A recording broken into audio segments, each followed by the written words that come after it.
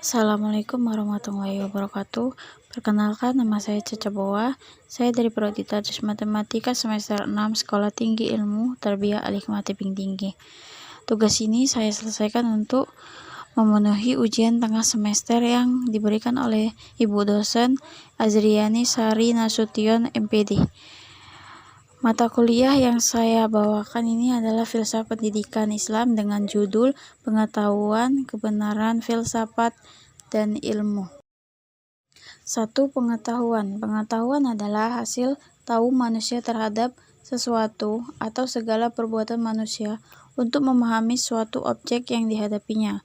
Hasil usaha manusia untuk memahami suatu objek tertentu. Yang kedua, jenis-jenis pengetahuan. Nah, di sini kan pengetahuannya itu ada 4. Yang pertama itu pengetahuan biasa.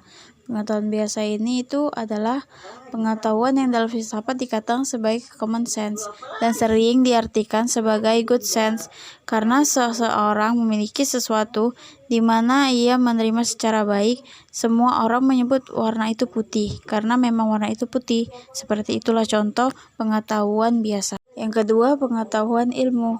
Ilmu pada hakikatnya merupakan usaha untuk mengorganisasikan common sense, suatu pengetahuan yang berasal dari pengalaman dan pengamatan dalam kehidupan sehari-hari.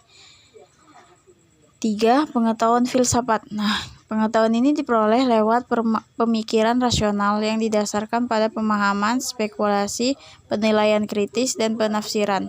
Pengetahuan filsafat lebih menekankan pada universalitas dan kedalaman kajian tentang sesuatu. Oke, yang keempat itu pengetahuan agama. Nah, pengetahuan yang hanya diperoleh dari Tuhan lewat para utusannya. Pengetahuan agama bersifat mutlak dan wajib diyakini oleh para pemeluk agama. Pengetahuan mengandung beberapa hal yang pokok, yaitu ajaran tentang cara berhubungan dengan Tuhan. 1. Rasionalisme. Aliran ini menyatakan bahwa akal adalah dasar kepastian pengetahuan. Pengetahuan yang benar diperoleh dan diukur dari akal. Yang kedua itu empirisme. Nah, empirisme ini berasal dari bahasa Yunani, yaitu empirikos.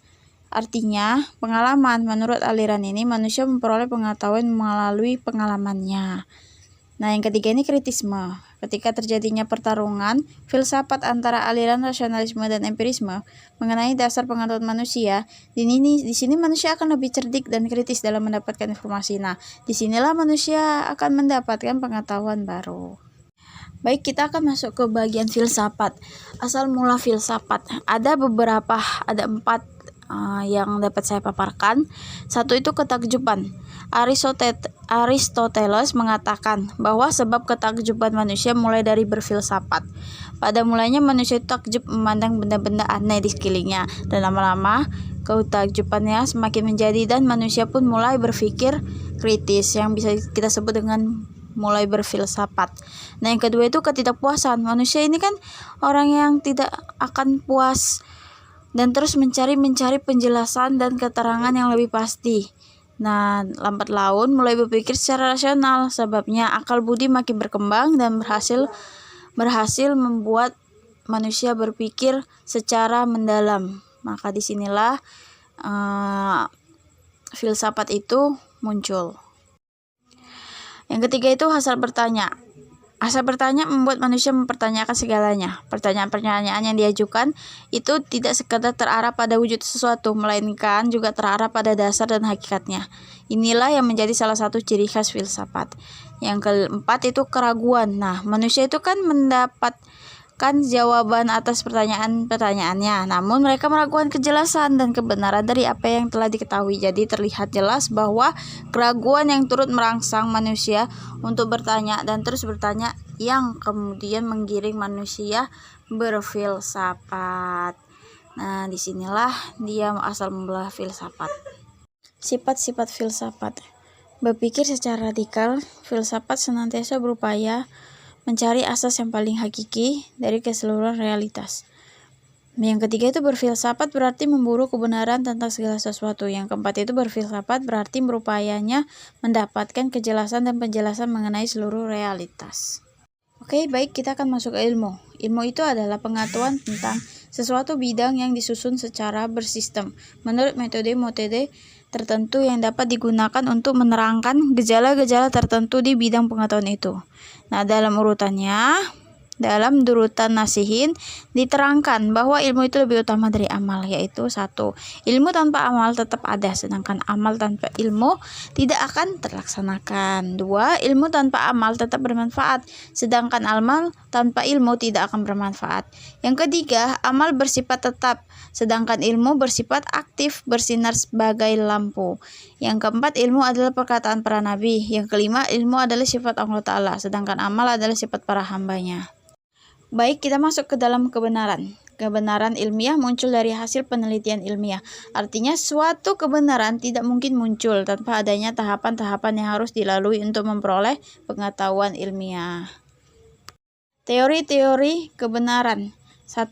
Itu teori korespondensi. Nah, teori ini mengatakan bahwa kebenaran atau keadaan benar itu apabila ada kesesuaian antara arti yang dimaksud oleh sesuatu pernyataan atau pendapat dengan objek yang dituju oleh pernyataan atau pendapat tersebut. Yang dua itu teori koherensi. Teori ini berpendapat bahwa kebenaran ialah kesesuaian antara suatu pernyataan dengan pernyataan-pernyataan lainnya yang sudah lebih dahulu diketahui, diterima, dan diakui sebagai benar.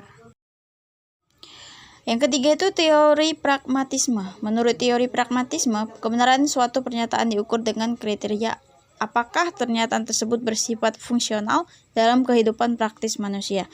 Nah, yang terakhir itu teori performatif.